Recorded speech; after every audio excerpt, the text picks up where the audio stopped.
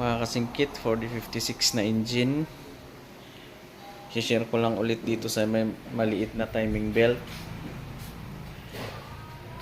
So, bali ito yung maliit na timing belt natin. Ayan. Bali pag nagkabit kayo ng maliit na timing belt, dapat may clearance. Kasi pag mahigpit to, apektado yung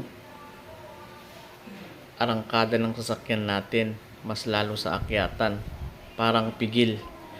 Hindi siya yung smooth kasi mahigpit to.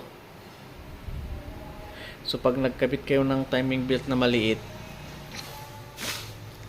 huwag nyo na siyang i-adjust. Bali kung isinit nyo na tong timing belt, pag nilagay nyo yung tensioner spring, ito yung tensioner spring nya. Ayan. So pag nilagay nyo yan, ganyan na yan. Huwag nyo pang i-adjust to. So pag nilagay nyo yung tensioner spring, higpitan nyo na tong nut na number 12. Tapos yung bolt na number 12 dito rin sa may taas.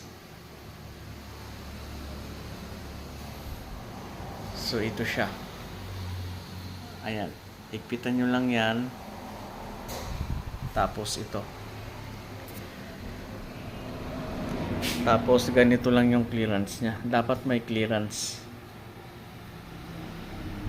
Pag may clearance yan mga kasingkit, smooth yung takbo ng sasakyan natin. Hindi siya yung pigil. Mas lalo sa akyatan. Ayan ulit yung isi-share ko. Dito sa may timing belt na maliit. Lalo dun sa mga baguhan para alam nyo. 4056 na engine.